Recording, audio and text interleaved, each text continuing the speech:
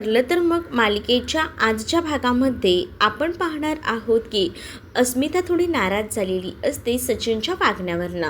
तेव्हा आता तिला सायली समजावते आणि सायली म्हणत असते की अस्मिता ताई त्यांना काहीतरी कामाचं प्रेशर असेल, त्यामुळे ते असं वागलं असतील आणि असं बोलून तिची समजूत घालते. तेवढ्यातच प्रिया तिथे येते. प्रियाही म्हणते की मीही काही बायांची नावं काढली आहेत, ती प्रिंट तुला देते. मग आता अस्मिताला बाळाचं नाव विचारलं जातं. तेव्हा अस्मिता म्हणते की माझा विचार तर झालाय, पण मी बाळाचं नाव जे आहे बाळ झाल्यावरच सांगणार आहे. त्यावर अश्विन तिची मजा घेत म्हणतो निदान बाळाच्या बारशाला तरी आम्हाला नाव सांग. तेवढ्यातच ना आता प्रियाला नागराजचा कॉल आलेला असतो आणि म्हणूनच प्रिया आता फोनवर बोलायचं म्हणून लगेचच तिकडनं निघून जाते. दुसरीकडे आता सायली अर्जुन बोलत असतात. अर्जुन सायलीला म्हणत असतो की बायको तू बरोबर बोललीस, म्हणजे तू जे बोलत होतीस ते करेक्ट आहे. आपण जरा काय ते सचिनचे चांगलं बघायला लागलो की बघितलं का त्याचं वागणं लगेच बदललं. इकडे आता प्रिया आणि त्याचसोबत नागराज हे फोनवर बोलत असतात.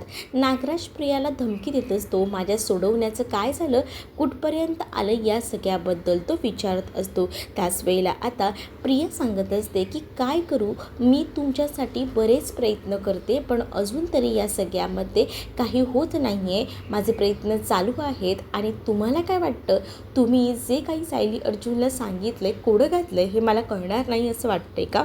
इकडे आता सायली आणि अर्जुन रूममध्ये बोलत असतात. त्याच वेळेला सायली अर्जुनला म्हणत असते की तुम्ही भावनेच्या ओघाओघात नागराजला बोलून तर गेलात नाही आहे ना की आपण या सगळ्या सत्यापर्यंत पोचलो आहे ते. त्यावर आता सायलीला अर्जुन म्हणत असतो की मी काय मूर्ख आहे का या सगळ्या गोष्टी बोलायला, मी का सांगू बरं हे सगळं काही, मी नाही सांगितलेलं या सगळ्या गोष्टी, मला काय वेळ लागलं आहे का, मला कुठे काय बोलायचं हे कळत नाही असं वाटतंय का, असं देखील अर्जुन आता सायलीला बोलत असतो. तर दुसरीकडे नागराज आता प्रियाला सांगत असतो की तुझं काही आता खरं नाही बघ, मी तर कोडं घातलं हे तुला कळले, पण ते कोडं ना बहुतेक ना अर्जुन आणि सायलीला सुटलंसुद्धा आहे. कारण आज जेव्हा अर्जुनला मी पाहिलं होतं ना पोलीस स्टेशनला, तेव्हा त्याच्यामध्ये कोणतीतरी वेगळी शाईन होती, वेगळी चमक होती, त्याच्या वागण्यात ना बोलण्यात ना मला जाणवत होती आणि त्यावर ना मला कन्फर्म माहिती आहे की हे सगळं काही ना त्यानेच केलेलं आहे. मुळात ना मला या सगळ्या गोष्टी कळत आहेत आणि त्यामुळेच आता जेव्हा या सगळ्या गोष्टी तो सांगू लागतो तेव्हा मात्र आता प्रिया खूप जास्त घाबरते. प्रियाला आता डाऊट येऊ लागतो. प्रिया विचार करते म्हणजे त्यांना कळलं असेल का मी तन्वी नाही आहे ते. मग आता ही थोडी घाबरते, थोडी बिथरते. त्याच वेळेला आता नागराज म्हणत असतो की बघ आता तुला तुझं काय करायचं आहे ते, नाहीतर थोडीच दिवसात तू माझ्या बाजूला जेलमध्ये असणार आहेस. मग आता जेव्हा प्रिया फोन ठेवते तेव्हा पूर्ण प्रिया घामाघूम झालेली असते, कारण तिला आता भीती वाटत असते. तेवढ्यातच अश्विन तिच्या मागे येतो. अश्विन तर आता रोमॅन्टिक झालेला असतो आणि अश्विन मागून येऊन हळूच प्रियाला मिठी मारतो आणि त्याच वेळेला प्रिया आता त्या अश्विनला आपल्यापासून थोडंसं का होईना लांब करत असते. पण अश्विन आता मूडमध्ये असल्यामुळे तो आता प्रियाच्या जरा जास्त जवळ येत असतो. प्रियाच्या कपाळावर ना जेव्हा तो हात फिरवतो तेव्हा प्रियाच्या कपाळावर आता त्याला खूप असा घाम लागू लागतो. तो म्हणतो की काय झालं आहे, एवढा घाम कसा काय तुझ्या चेहऱ्यावर आला आहे, मग काही झालं आहे का, काही नाही असं ती म्हणते. पण आता ती त्याला म्हणते की चल ना मला निघायला हवं, मला जायला हवं. पण आता तो काही तिला लांब हटू देत नसतो. तो आता म्हणत असतो की सॉरी पण मी तुम्हाला आता जाऊ देणार नाही आणि असं बोलून तो आता तिला बेडवर झोपवतो. दुसरीकडे आता सायली अर्जुनमध्ये वाद होत असतात. त्यावर आता सायलीला अर्जुन सांगत असतो की मी काही मूर्ख नाही आहे, या सगळ्या गोष्टी सांगून टाकायला मला कळतात कुठे काय बोलायचं आणि कुठे नाही ते, त्यामुळे ना माझ्याबरोबर हे करू नकोस असं देखील आता म्हटलं जातं. त्याबरोबर आता सायली म्हणत असते की थांबा आताच मलाच काहीतरी करावं लागेल आणि असं बोलूनच ना ती आता एकटीच बाहेर निघालेली असते. आणि जेव्हा ती एकटीच जात असते ना तेव्हा अर्जुन म्हणतो की अगं बायको तू आता काय करणार आहेस ते तरी सांग. त्यावर मात्र आता सायली पटकन खाली निघून जाते. सायली जशी रागारागात खाली निघून जाते ना तसं आता अर्जुन विचार करतो की या बायकोला झालंय तरी काय. मग इकडे आता सायली भडकलेली असते आणि सायलीने आता हाताला धरूनच ना प्रियाला घराबाहेर काढण्याचं ठरवलेलं असतं. प्रिया म्हणत असते पण मी केलंय काय, आणि ती आता सगळ्यांसमोर साळसूटपणाचा आव्हानते. अश्विनलाही म्हणत असते की अश्विन बघितलंस का या लोकांच्या नजरेत मी नकोच आहे, मला किती त्रास देतात बघ ना, तू या सायलीला समजव ना, ही तर मला घराबाहेर काढण्याच्या तयारीतच आहे. हो हो, बघ ना काय चालू आहे तिचं ते. असं बोलूनच ना आता मात्र थांबवायचा प्रयत्न सुरू असतो, पण काही केल्या मात्र आता ती ऐकायला तयार नसते. सरळ सरळ आता इथे वेगळाच प्रकरण घडत असतं, पण त्याच वेळेला मात्र आता अर्जुनकडे पुरावे असतात की ही तन्वी नाही आहे, तर ही बबली सदाशिव लोखंडे आहे. आणि जेव्हा हा पुरावा दाखवला जातो ना, तेव्हा मात्र आता इकडे प्रिया खूप जास्त बिथरते. प्रिया म्हणत असते की हे सगळं खोटं आहे, ह्यावर विश्वास नको ठेवू अश्विन, माझ्या पाठीशी उभा राहा, मी असं काहीच केलेलं नाही आहे, कोणाला फसवलं नाही आहे, असं देखील आता ती एकदम गयावया करतच बोलत असते. जेव्हा ती गयावया करत बोलते ना, तेव्हा मात्र आता अश्विनही तिची गय करत नाही ना. घरात इतर कोणी, घरातले सगळेजण त्याला हाताला धरून घराबाहेर काढण्याच्या तयारीतच असतात. तर सायली म्हणत असते की इतके दिवस ही आपल्याला खोटं बोलते, आपल्याला खोटं सांगून ती या घरात राहते, पण आता तिला या घरात बिलकुलही थारा द्यायचा नाही आहे. अश्विनही आता चिडलेला असतो. अश्विनही तिला म्हणत असतो की तू मला फसवलं आहेस, आताच्या आता या घरात चालती हो, या घरात राहायच्या लायकीची सुद्धा नाही आहेस तू, कारण तू सगळ्यांसोबत माझी तर खूप मोठी फसवणूक केलेली आहेस, असं देखील आता अश्विन तिला रागारागात बोलत असतो. सायली म्हणत असते की विमलताई तिची बॅग घेऊन या. मग आता विमलताई तिची बॅग घेऊन येतात. बॅगेला स्पर्श केल्यानंतर त्या म्हणतात की या बाईच्या बॅगेला सुद्धा हात लावत नाही आहे, असंही आता म्हटलं जातं. आणि अक्षरशः सायलीने हाताला धरून धक्के मारतच घराबाहेर तिला काढलेलं असतं. आणि जेव्हा घराबाहेर तिला काढलं जातं ना, तेव्हा आता ती खूप जास्त रडत असते आणि ती म्हणत असते की दार उघडा ना, दार उघडा प्लीज. पण आता कोणी देखील दार उघडायला तयार नसतं. मग आता प्रियाही बाहेर बसून रडत असते. तर प्रियाला हे सगळं काही पडलेलं पहाटेचं स्वप्न असतं. प्रिया दचकून उठते, तर अश्विन मात्र तिला शांत करत असतो. अश्विन तिला म्हणत असतो की काय झालं. त्यावर मात्र आता प्रिया म्हणत असते की घरात ना कोणाचाच माझ्यावर विश्वास नाही आहे, मला सगळ्यांनी मिळून घराच्या बाहेर काढले, हेच मला स्वप्न पडलं होतं. अश्विन म्हणतो की कशाला तू कोणाचा विचार करतेस, मी आहे ना तुझ्या पाठीशी, नको विचार करूस इतका कोणाचा. असं बोलून तो आता तिला सावरायचा प्रयत्न करत असतो, तिला पाणी वगैरे देतो. तेव्हा जाऊन ती कुठे शांत बसते आणि तो तिला म्हणतो की घरात कोणीही इतर तुझ्या पाठीशी उभं नसेल, पण मी तुझ्या पाठीशी खंबीरपणे उभा आहे, मी तुझ्या प्रत्येक प्रसंगात तुझ्याबरोबर असेन आणि तुला कधीही सोडणार नाही एकटीला, असं देखील आता तो तिला बोलून धीर देऊ लागतो. तेव्हा कुठे जाऊन तिलाही बरं वाटतं. आणि जेव्हा तिला बरं वाटतं ना, तेव्हा ती अश्विनकडे एकटक बघत असते आणि अश्विनला बोलत असते की आज मी तुझ्यावर विश्वास ठेवते, मला खरं तर हे स्वप्न पडलं होतं, पण असं वाटते की माझ्यासोबत घडतंय का, मला खरंच हे लोक घरातले आपलं म्हणत नाही का, आजही त्यांनी असंच केले माझ्या स्वप्नामध्ये. अश्विन म्हणतो की काही नाही, हे तुला स्वप्न पडलं होतं, तू इतका विचार करू नकोस. दुसरीकडे मात्र आता सायली पुन्हा एकदा रूममध्ये आलेली असते. तर अर्जुन तिला म्हणतो की अगं तू बायको कुठे गेली होतीस. त्यावर अर्जुनला सायली म्हणते की गॅस चालू होता ना, तोच बंद करायला गेले होते, नाहीतर माझ्या लक्षात नाही राहिलं असतं तर दूध उकळून गेलं असतं आणि ह्याचसाठी मी गेले होते, असं देखील आता ती म्हणू लागते. मग जेव्हा अर्जुन हे सगळं बोलतो तेव्हा मात्र आता सायली म्हणत असते अच्छा असं आहे, तर मला तर वाटलंच नव्हतं, मी तर विचारच करत बसले की नेमकं काय घडलं आहे ते, मला तर 2 मिनिटाला काही समजलंच नाही. मग दुसरीकडे मात्र आता अर्जुनचं आणि सायलीचं बोलणं सुरू असतं. आता इकडे प्रिया मात्र टेन्शनमध्ये आलेली असते, कारण तिला ते पडलेलं स्वप्न सतत तेच आठवत राहतं. आणि आता माझं काय होईल, खरंच मी सगळीकडनं फसून गेली आहे का, हाच विचार ती करत असते. ती विचार करत असतानाच तिला सारखा इथे असणाऱ्या साक्षीचा कॉल येत असतो. मग ती आधी कट करत असते, पण नाईलाजास्तव तिला साक्षीचा कॉल हा रिसीव्ह करायलाच लागतो. साक्षी आता फोनवर बोलत असते आणि म्हणत असते की प्लीज ना प्रिया, माझं काहीतरी कर ना, सचिन आता घरातच असेल ना, प्लीज ना त्याला मला भेटायला पाठव ना, कारण आहे ना कालपासून तो माझे कॉलही रिसीव्ह करत नाही आहे, त्याला काय झालं आहे, तो तुमच्याच घरात त्या अस्मितासोबत असेल ना, त्याला प्लीज माझे कॉल रिसीव्ह करायला सांग, नाही तर मला भेटायला तरी सांग, आमच्या दोघांची भेट घडवणार, असं काहीसं आता ती म्हणत असते. जेव्हा हे सगळं काही ती बोलते ना, तेव्हा मात्र प्रियाचं डोकं फिरलेलं असतं. प्रिया ऑलरेडी आपल्या स्वतःचं कातडं कसं वाचवायचं याचा विचार करत असते. त्यातच तिला आता या साक्षीने कॉल केल्यामुळे ती म्हणत असते असते की तुम्हाला तुमचं काय करायचं आहे ना ते करा, मी आता कोणाच्या मदतीला धावणार नाही आहे, कोणाला मदत करणार नाही आहे, असं देखील प्रिया म्हणत असते. आणि मग त्यानंतर आता बाहेरून विमल आवाज देते. विमलने आवाज दिल्याबरोबर आता लगेचच प्रिया तिच्या मुख्य भूमिकेत म्हणजे सुभेदारांच्या धाकट्या सुनबाईच्या भूमिकेत येते, कारण तिला ते नाटक तर कंटिन्यू करावं लागणार असतं आणि यासाठी ती काही करायला तयार असते. आणि म्हणूनच ना ती आता पटकन बाहेर जाते आणि सगळ्यांना नाश्ता वगैरे देत असते. पण तेवढ्यातच ना तिच्या मोबाईलवर सारखे मेसेज येत असतात की साक्षी काहीतरी करायला हवं. साक्षीने मेसेज केलेला असतो आणि साक्षी जेव्हा मेसेज करते ना तेव्हा मात्र आता साक्षीला इकडनंही म्हणत असते की ओके ठीक आहे, बघते मी, काहीतरी प्रयत्न करते. इकडे मात्र प्रियाचं डोकं काम करत नसतं, कारण तिला कळत नसतं की सचिनला बाहेर पाठवायचं तरी कसं. दुसरीकडे आता सायली आणि अर्जुन हे समोरासमोरच असतात.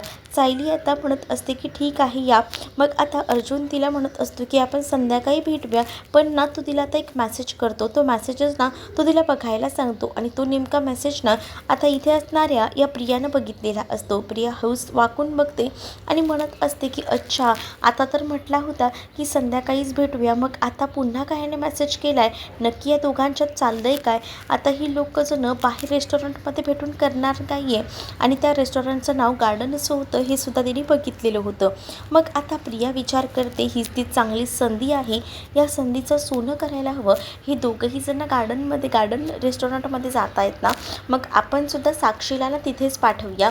मग ती आता साक्षीला मेसेज करते, साक्षीला सांगत असते की गार्डन रेस्टॉरंटमध्ये जा आणि तिथेच मी सचिनला सुद्धा पाठवते, तू एक काम कर, सचिनला मेसेज कर आणि मीही त्याला सांगते इकडनं जायला. मग तर झालं. मग आता साक्षीला सुद्धा बरं वाटतं की चला प्रिया आपल्याला इतकी मदत करत आहे. मग ती आता सांगत असते की ठीक आहे, मी तुझं काम करते, कारण साक्षीने सांगितलेलं असतं की कधी तुला मदत लागली ना तर मी तुला मदत करायला तयार आहे, पण यावेळेला तू मला मदत कर. म्हणूनच तिने आता अशा पद्धतीने बदला घ्यायचं ठरवलेलं असतं. इकडे आता ती हे सगळं मुद्दामून करत असते जेणेकरून हे सगळं काही अस्मिताच्या अंगावर येईल आणि ही लोक या सगळ्याचा विचार सोडून म्हणजे हिच्या मागे लागायचं सोडून सचिनचा विचार करतील आणि अस्मिताचा सुद्धा, असं तिच्या डोक्यात असतं. आणि त्यामुळे आता सचिन आणि साक्षीचं अफेअर आहे हे प्रकरण तिला सगळ्यांसमोर आणायचं असतं आणि यासाठी तिच्या मनामध्ये नुसते लाडू फुटत असतात. दुसरीकडे मात्र आता पाहायला मिळत असतं सचिन अस्मिताला फसवत असतो आणि त्याच वेळेला त्याला नुकता मेसेज आलेला असतो साक्षीचा की मला बाहेर येऊन भेट, नाहीतर बघ मी काय करेन, तू जिथे राहतोयस ना ते सगळं मला माहिती आहे आणि तिथे येऊन मी तमाशा करेन, असं देखील आता त्याने सांगितलेलं असतं. ती जेव्हा ही सगळं मेसेजमध्ये सांगते तेव्हा आता खूपच जास्त तो घाबरलेला असतो. पण घरातनं बाहेर तरी कसं पडायचं हा मुख्य प्रश्न त्याच्यासाठी असतो, कारण समोरच ना आता अस्मिता बसलेली असते. तेवढ्यातच तिथे आता प्रिया आलेली असते आणि प्रिया आता तिथे येऊनच ना सचिनला मुद्दामून बाहेर पाठवण्यासाठी काहीतरी कारण देते आणि म्हणत असते की अस्मिता तुझ्या काही सप्लिमेंट्स आणायच्या होत्या आणि त्याच सप्लिमेंट्स आणायला जरा पाठवतेस का सचिनला. मग आता सचिनला बाहेर जायचं असतं आणि तो निमित्त शोधतच असतो. त्यातच प्रियाने चांगलं आयतं कोलीत दिलेलं असतं. अस्मिता म्हणत असते कोणते सप्लिमेंट अश्विनीने दिले दाखव. पण आता प्रिया अस्मिताला म्हणते की आता आपल्याला कळणार आहेत का गं ते सप्लिमेंट. अस्मिता नाही कळणार का आपल्याला, तो आणल्यानंतरच आपल्याला काय ते समजेल. मग आता सचिन जो आहे तो मात्र आता म्हणत असतो की बरंच झालं या प्रियानं माझं काम केलं. आणि त्यानंतर मात्र दुसरीकडे आता जी अस्मिता असते ती आता प्रियासोबत बाहेर जाते, कारण प्रियानेच तिला सांगितलेलं असतं की चल मला जरा तुझ्याशी बोलायचं आहे आणि मग ती त्याला बाहेर घेऊन जाते. दुसरीकडे आता हा पटकनच बाहेर जायला निघतो, कारण त्यालाही जाऊन पटकन आता त्या साक्षीला भेटायचं असतं, कारण साक्षी त्याला ब्लॅकमेल करत असते. त्याच रेस्टॉरंटमध्ये आता नेमकी सायली गेलेली असते आणि सायलीनं अर्जुनची वाट बघत असते. अर्जुनने सायलीला सांगितलेलं असतं की मी येतोय करून, पण आता अर्जुनला इथे क्लायंट आलेला असतो, त्यामुळे अर्जुन त्या क्लायंटमध्ये बिझी असतो, त्यामुळे अर्जुनला बरोबर त्या लोकेशनला पोचता येत नसतं.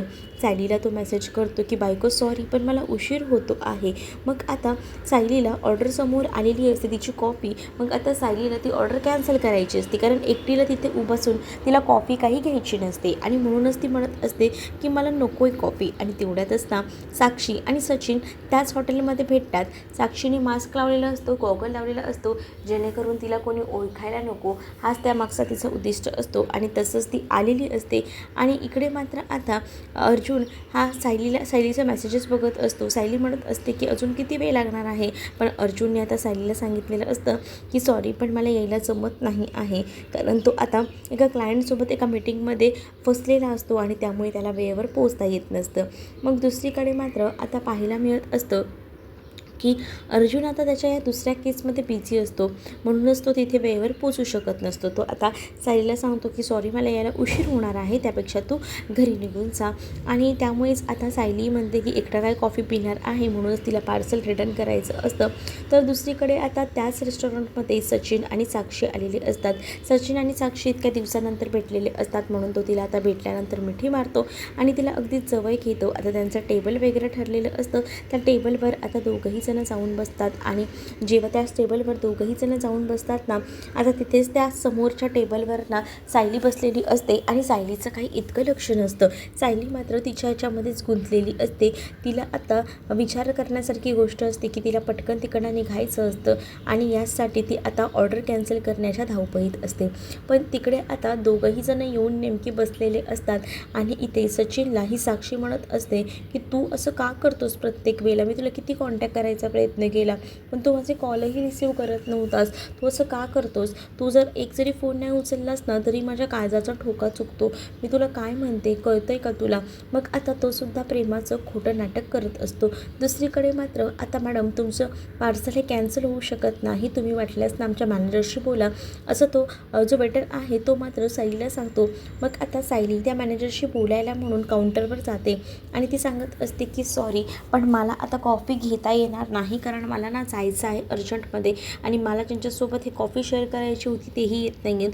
पण आता तो मॅनेजर जो आहे तो म्हणतो की सॉरी पण तुम्हाला ती कॉफी घ्यावीच लागेल, असं बोलत असतो तो. म्हणूनच आता सायली म्हणते की ठीक आहे, मग ती आता ती कॉफी घ्यायचं ठरवते. पण दुसरीकडे मात्र आता इकडे जी सचिन आणि साक्षी दोघंही जण बसलेली असतात ना, तेव्हा ना साक्षीचं लक्ष जातं साक्षीच्या समोर ना एक माणूस बसलेला असतो आणि तो साक्षीकडेच पाहत असतो. मग साक्षीला डाऊट येतो की हा माणूस आपला फोटो वगैरे तर काढत नसेल ना, कारण ना ती सचिनशी बोलण्यात गुंग असते पण तिचं ना आजूबाजूला लक्ष असतं. इकडे मात्र आता सायलीला न जाणतेपणी का होईना काही झालं तरी ती कॉफी प्यावीच लागते, कारण आता तिने ऑर्डर केली म्हटल्यावर. इकडे आता साक्षी आणि सचिन जे आहेत ते मात्र आता बोलत असतात.